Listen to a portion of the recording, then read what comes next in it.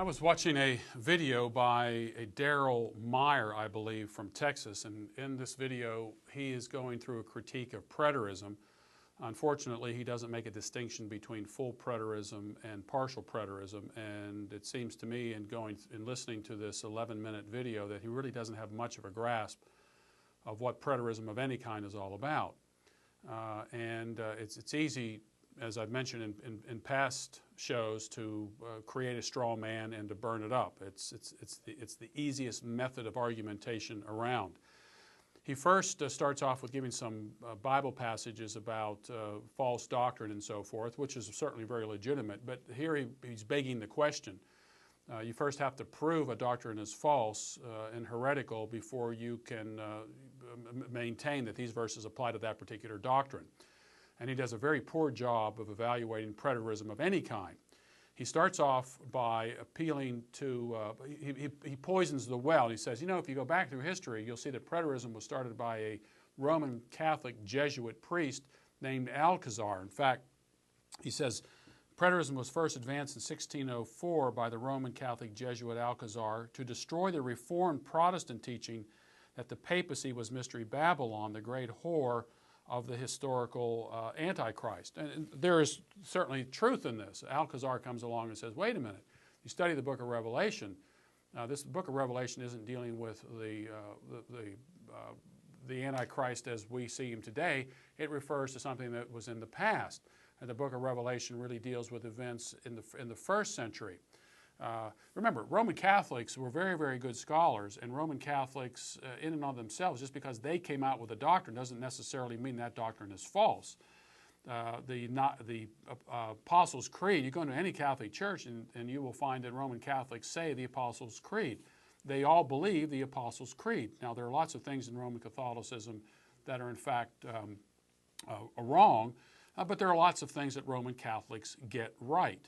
And so one can be wrong in other doctrines and with Roman Catholicism and be absolutely correct on an interpretation, say, on the book of Revelation. So just claiming that a Roman Catholic developed this view in a more systematic way with his commentary on Revelation does not mean that that view is false. But here's the problem with Darrell Meyer's argument, that the same argument can be used against the futurist interpretation, because futurism, that sounds very much like dispensational premillennialism, was also developed by a Roman Catholic Jesuit priest named Francisco Ribera. Ribera lived from 1537 to 1591, and this is the description of Ribera's understanding of prophecy in Froome's 4-volume work, The Prophetic Faith of Our Fathers. This is in volume 2, page 489.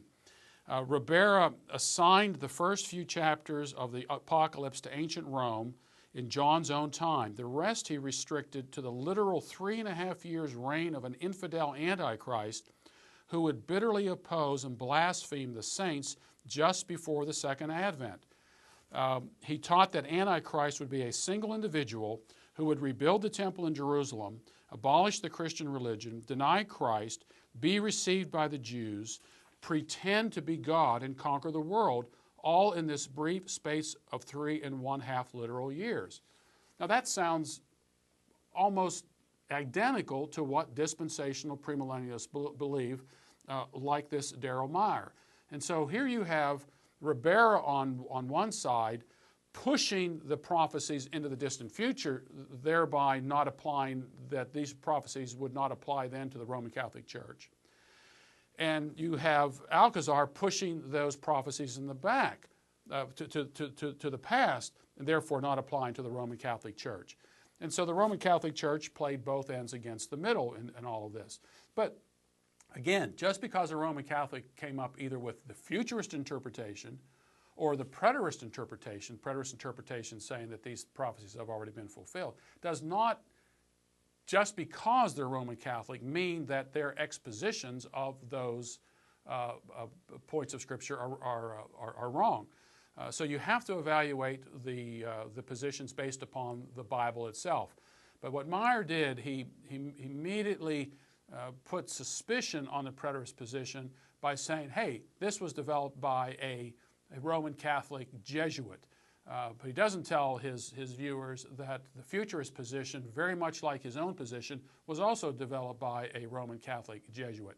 And I could go a little further with this. In the 19th century, that nearly every cult that developed in the 19th century, and this is especially true of Jehovah's Witnesses, is a last days emphasis. And you can go through their literature today, pick up one of their Awake magazines, and you will see that if you stripped out anything related to dispensational to Jehovah's Witnesses, you would see it sounds very much like dispensational premillennialism.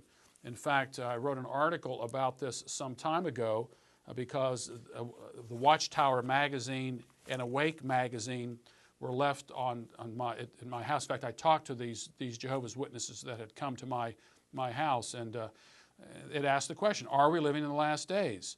This is the same title that I used for a series of talks I gave on Bible prophecy about 15 years ago.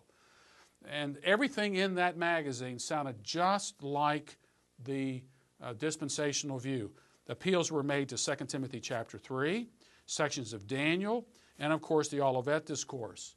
And so if we can play the poison the well game all day long, the issue comes down to what does the Bible actually say about these issues. Now let me move on to some of his, to Darrell Myers' other arguments. And he says in his little talk, the preterism rises or falls on the teaching of all of the events of the book of Revelation were fulfilled by AD 70. Again, what Myers does not demonstrate, does not show, and apparently has no inkling of, preterism was around for a very, very long time, going all the way back to the early church fathers. And you will find it also in the historical works of Eusebius, especially on Matthew chapter 24. Frank Gummerlock and I wrote a book on this called The Early Church and the End of the World. In fact, I'm going to quote here Thomas Ice. Tommy and I have debated lots of times. He's a critic of my position, but he states, there is early preterism in people like Eusebius. In fact, his work, The Proof of the Gospel, is full of preterism in relationship to the Olivet Discourse. And so Alcazar and his position on the preterist interpretation of the book of Revelation, where did he get that idea? It had been around for a very long time. Eusebius talked about it frequently in his book, The Proof of the Gospel. There are all kinds of passages in there related to the destruction of Jerusalem in AD 70 and coming out of the Olivet Discourse. You will find it in the Didache, which I believe was written prior to the destruction of Jerusalem in AD 70, First Clement, and other books. And again, Frank Gummerlock and I deal with this in the early church and the end of the world. If you don't have a copy of this book, you really ought to have it. It dispels a lot of myths. One of the other myths that it dispels is to show that the early church fathers, the majority of the early church fathers, were premillennial. And this is false as well. If there's any premillennialism in the early church, these premillennialists borrowed that from Jewish sources. They did not borrow it from the Bible. There's very little exposition of premillennialism based upon Revelation chapter 20.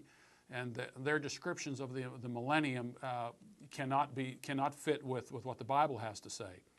Frank Gummerlock also goes through a number of things from the medieval period describing preterist interpretations of the Olivet Discourse in the book of Revelation. Now, these are works that he has translated. This is for the very first time that they have been translated into English from Latin.